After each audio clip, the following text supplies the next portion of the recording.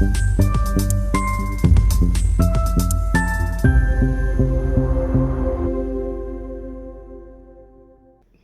मित्रांनो.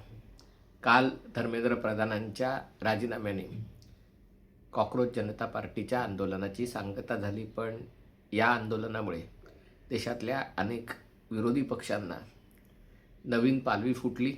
आज ती पालवी दादरला छत्रपती शिवाजी पार्कच्या बाहेर जमली होती. खरं तर कुठल्याही पक्षीय झेंड्याखाली नसलं तरी मनसे आणि शिवसेना उभाठा या दोन पक्षांनी जल्लोष मेळाव्याचं आयोजन केलं होतं. खरं तर हा निषेध मोर्चा होता, पण आता सगळ्या मागण्या मान्य झाल्यामुळे त्याचं जल्लोष मोर्चामध्ये रूपांतर करण्यात आलं होतं. मराठी पत्रकार घरचं कार्य असल्याप्रमाणे त्याच्यात लगबगीने लागले होते. उद्धव साहेब घरातनं निघाले, त्यांची गाडी कुठे चालली आहे, कुठे येते, हे दुर्दैवाने मला वाईट या गोष्टीचं वाटलं की ते लोक जमले होते, हजार लोकडे, त्यातले बरेचसे अमराठी होते. त्यांच्या घोषणा, त्यांचं म्युझिक डान्स, सगळं हे सगळं मराठी शिकाय त्याचं पण त्यांच्यावर फोकस करण्याच्याऐवजी माध्यमांनी फक्त ठाकरे बंधूंवर फोकस करण्याचा प्रयत्न केला. ठीक आहे, ज्यांची त्यांची काय म्हणतात प्राथमिकता, कोणाला काय महत्त्वाचं वाटेल, कोणाला काय महत्त्वाचं वाटेल हे लोकशाहीत तुम्ही सांगू शकत नाही. राज ठाकरे यांचं कौतुक करायची इच्छा अशासाठी होते की त्यांनी आपलं भाषण मर्यादित ठेवलं. हे भाषण करण्याचं स्थान नाही आहे, त्यांना माहिती होतं. तिथे त्यांनी चारच शब्द बोलले. ज्या मुलांनी आत्महत्या केल्या त्यांची नावं वाचून दाखवली, त्यांना श्रद्धांजली वाहिली, विषय संपला. उद्धव ठाकरे राजकारणावर बोलल्याशिवाय थांबू शकत नाहीत, राहू शकत नाहीत. आणि त्यामुळे त्यांनी घोषणा केली की आता पुढचा नंबर नितीन गडकरींचा आहे. एका प्रकारे ही ठिणगी पडली आणि ठिणगीचा वणवा झालेला आहे आणि त्यामुळे आता हे आंदोलन असंच सुरू होणार आहे. मुद्दा असा आहे की या ठिणगीचा वणवा करण्याची ताकद तुमच्यामध्ये आहे का? कारण ही गोष्ट खरोखर विचार करायला लावणारी आहे. ज्या माणसाचा पक्ष फोडण्यात आला, ज्याच्या वडिलांनी स्थापन केलेला पक्ष फोडण्यात आला, ज्याचं चिन्ह गेलं, ज्यांचे आमदार गेले, ज्याचे खासदार गेले, तो माणूस काहीही करू शकला नाही. आणि इथे कोणतीही राजकीय पार्श्वभूमी नसलेली मुलं, धरून चला की यांना काही परदेशातनं फंडिंग आलं नव्हतं, हे सगळं दूर ठेवा. म्हणजे भाजपाचे सगळे आरोप किंवा भाजप समर्थकांच्या मनात जे आहे ते सगळ्या गोष्टी दूर ठेवा.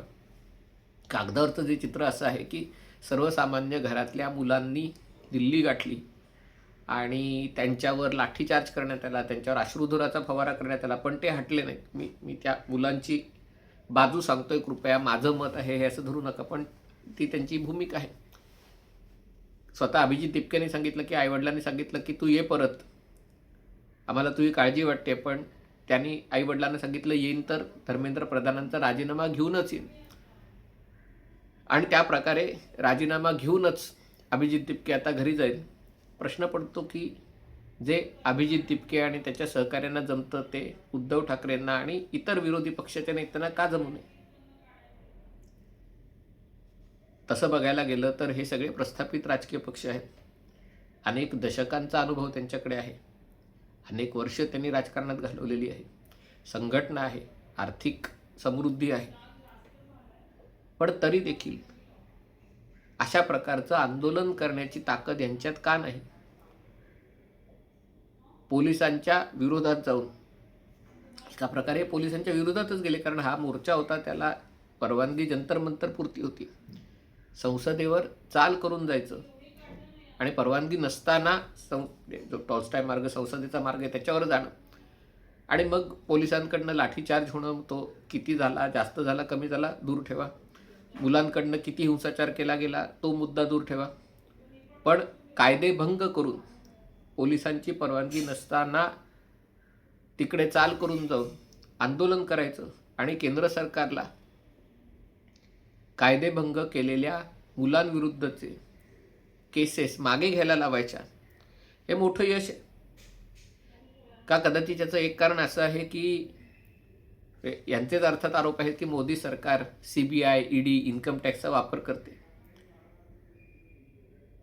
म्हणजे याचा अर्थ असा होतो का की मोदी सरकारच्या हातात CBI, ED, इन्कम टॅक्स सगळं असूनही या तरुणांविरुद्ध या सगळ्याचा वापर ते करू शकले नाहीत, कारण त्यांची पाठी कोरी होती. त्यांचा हंडा रिकामा होता, तुमचा हंडा भरलेला आहे. आणि त्यामुळे त्याला एक छोटंसं भोग जरी पडलं तरी हंड्यातनं सगळं पाणी वाहून जाईल ही भीती असते. आणि त्यामुळे तुमची आंदोलनं असतात ती रामरक्षा आंदोलन यायचं, ती रामरक्षा म्हणायची, निघून जायचं, घंटानाद, घंटा बडवायचं आंदोलन, अशा प्रकारचे आंदोलन होतात, ते इव्हेंट होतात. पण त्या आंदोलनातनं ना कोणते कार्यकर्ते तयार होत, ना कोणती चळवळ उभी राहत, ना सरकारवर कोणत्या प्रकारचं दडपण येतं, आणि ना व्यवस्था परिवर्तन होतं. जेव्हा निवडणुका होतात तेव्हा मतंही मिळत नाहीत. मतं मिळाली नाहीत की तुम्ही म्हणतात निवडणूक आयोगच त्यांच्या दावणीला बांधलेला आहे. निवडणुकात सगळ्या आपल्या बाजूनी झुकवलेल्या आहेत, वळवलेल्या आहेत, आणि त्यामुळे आम्ही जिंकणारच नाही. मुद्दा असा आहे की तुम्हाला जे जमत नाही ते करण्यासाठी आम्ही आलोय, ही भाषा या तरुण नेत्यांची, तरुण कार्यकर्त्यांची स्पष्टपणे दिसते. आणि ही गोष्ट स्पष्ट होते की या आंदोलनानंतर त्यांची चळवळ आहे ती थांबणार नाही. त्याचा एखाद्या राजकीय पक्षात रूपांतर होईल, किंवा आणखीन काही आंदोलनं राजकीय पक्ष रूपांतरित न करता अशा प्रकारे ते करतील. आता तुम्ही त्यांच्या नेतृत्वाखालच्या आंदोलनात लढणार आहात का? का तुम्ही स्वतः असं आंदोलन उभारणार आहात की ज्याची दखल मोदी सरकारला, महाराष्ट्रात फडणवीस सरकारला घ्यावी लागेल? हा प्रश्न अतिशय महत्त्वाचा आहे. कारण ज्या मुद्द्यावरनं युती तुटली की मोठा भाऊ कोण, तोच हा प्रश्न आहे. एका आंदोलनाने कॉक्रोच जनता पार्टी तुमच्यापेक्षा मोठा भाऊ झालेला आहे.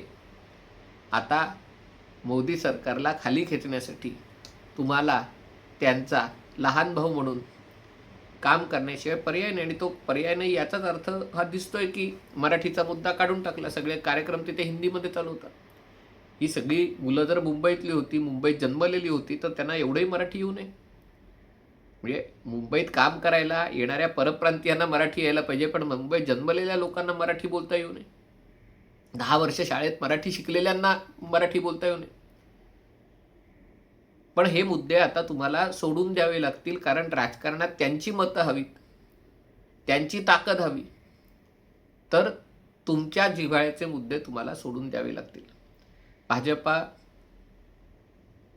हे खरं आहे की या आंदोलनामुळे भाजपचं जे एक चिलखत होतं, अभेद्य होतं, म्हणजे मोदींना चिलखत होतं, त्या चिलखताला भोग पडले, त्या चिलखतात गोळी आत घुसले. पण अजूनही ते चिलखत शाबूत आहे. आणि तुम्हाला भाजपाला पराभूत करायचं असेल तर या चिलखतामध्ये किमान 50-100 भोकं आणखी पाडावी लागतील. एवढी आंदोलनं उभी करावी लागतील. एवढ्या आंदोलनामध्ये प्रश्न उभे करून मंत्र्यांचे राजीनामे घ्यावे लागतील. भाजप आपल्या चुकातनं सगळ्यात वेगाने शिकते, त्या चुका पुन्हा करत नाही, चुका दुरुस्त करते. म्हणूनच आपल्याला आठवत असेल गुजरातमध्ये पाटीदार समाजासाठी, त्यांच्या आरक्षणासाठी अनामत जे आंदोलन झालं होतं, त्या आंदोलनात सहभागी झालेले लोक आज भाजपात आहेत. आणि इतर जे लोक अशा प्रकारच्या आंदोलनातनं उभे राहिले, कन्हैया कुमार कुठे आहेत राजकारणात, जिग्नेश मेवाणी कुठे आहेत?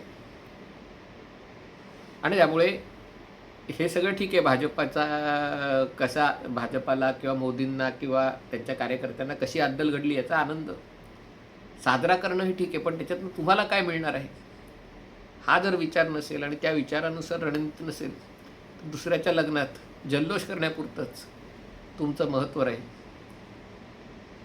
जगात वेगवेगळ्या देशांमध्ये प्रस्थापित राजकीय पक्ष उन्मळून पडत आहेत, आणि तसं भारतात होवो आणि भारतात भाजपा उन्मळून पडो ही इच्छा चांगली आहे. पण त्या देशांमध्ये विरोधी पक्षही उन्मळून पडत आहेत. ब्रिटनमध्ये आत्ता उजव्या विचारसरणीचा कॉन्झर्वेटिव्ह पक्ष आज महत्त्वाचा उरलेला नाही आहे. मोदींचं जे व्हायचं ते होईल, पण त्याच्या आधी तुम्ही उन्मळून पडाल याची जाणीव जर तुम्हाला असेल तर अजूनही तुमची लढाई बाकी आहे. हा व्हिडिओ आपल्याला आवडला असेल तर कृपया लाईक करा, शेअर करा आणि चॅनल सबस्क्राईब करण्याची विनंती. तुर्तास इथेच थांबतो. पाहत रहा MH48.